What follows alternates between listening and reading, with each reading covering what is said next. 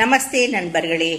இன்னைக்கு நம்ம பார்க்க போகிறது ஒரு சட்னி வெரைட்டி கடலைப்பருப்பு போட்டு.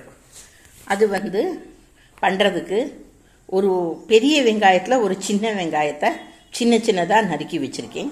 ஒரு அரை தக்காளி நறுக்கி வச்சுருக்கேன், பெரிய தக்காளியில். அவ்வளோதான். அதுக்கப்புறம் மிச்சத்தை பார்ப்போம்.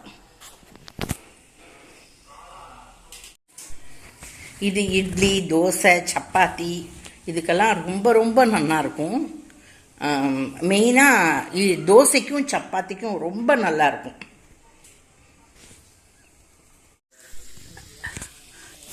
நல்லெண்ணெய் நல்லா ஒரு 2 ஸ்பூன் ஊற்றிருக்கேன். அதில் பட்டை, கிராம்பு, ஏலக்காய் ஒவ்வொன்று வச்சுருந்ததை போடுறோம். அதுக்கப்புறம் மிளகா வத்தல் போடுறோம். இது உங்கள் காரத்துக்கு ஏற்ற மாதிரி போட்டுக்கோங்க. ஒரு 8 வத்தல் போட்டிருக்கேன். கரண்டி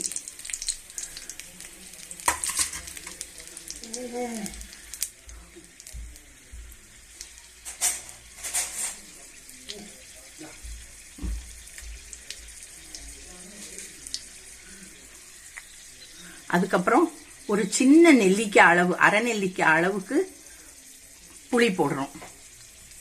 இது எல்லாத்தையும் நல்லா வதக்கிறோம்.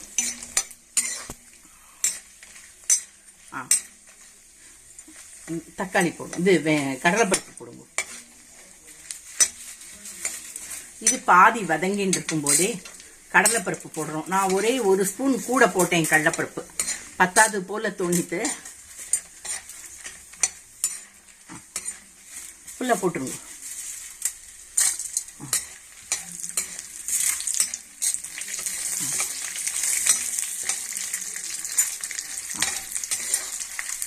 தக்காளி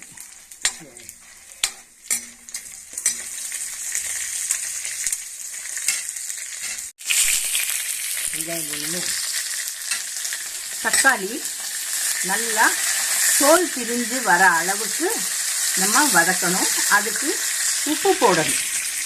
ஒரு பிஞ்சு உப்பு போட்டுக்கலாம். அப்படி இல்லை இந்த சட்னிக்கு வேணுங்கிற உப்பு போட்டுடலாம். நான் இப்போ 1 ஸ்பூன் அளவுக்கு உப்பு போட்டிருக்கேன்.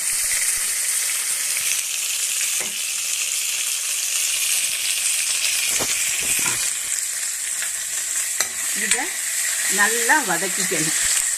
வதக்கிட்டு வெங்காயம் போடணும்.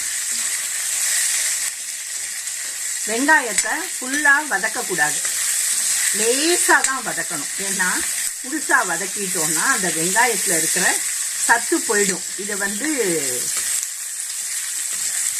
ஆயுர்வேதத்தில் சொல்லுவாங்க. அப்புறம் வெள்ளைப்பூடு போடணும். நல்லா வதக்கியாச்சு. அப்புறம் கருவேப்பிலை, மல்லி போடுவோம். அப்படியே ஃபுல்லாக போட்டுருவோம். கருவேப்பிலை மல்லியும் அப்படிதான், ரொம்ப வதக்கக்கூடாது, லைட்டாக வதக்கணும்.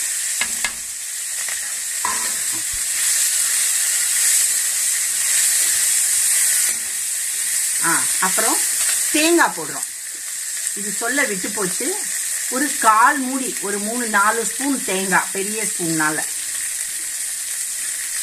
அதையும் போட்டு லைட்டா வதக்குறோம். ரொம்ப வதக்கக்கூடாது, லேசா தான் வதக்கணும். முழுசா போட்டுருங்க தேங்காயை.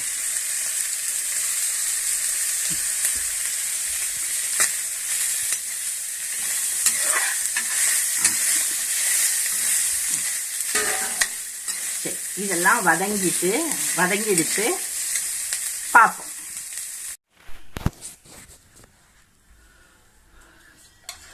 வறுத்ததை நம்ம ஆறின உடனே அரைச்சி எடுத்தாச்சு.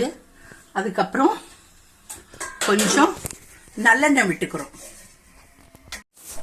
1 ஸ்பூன் கடுகு போடுறோம்.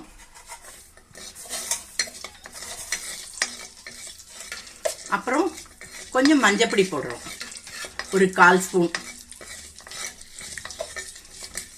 அதுக்கப்புறம் இந்த நறுக்கி வச்சிருக்கிற வெங்காயத்தை போடுறோம்.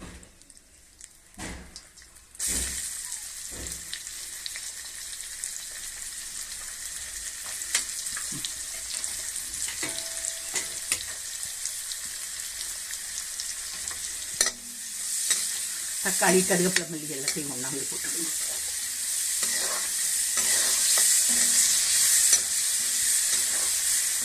இது ரொம்ப சீக்கிரம் பண்ணிடலாம், நல்ல கூட்டங்களுக்கும் தாங்கும். நல்ல தண்ணி விட்டுக்கலாம் நமக்கு வேணுங்கிற அளவுக்கு. முதல்ல கொஞ்சம் தண்ணியாக இருக்கும், அப்புறம் கடலைப்பருப்பு இல்லையா, கொதிக்க கொதிக்க நேரம் ஆக ஆக கெட்டியாயிடும். இல்லை இல்லை,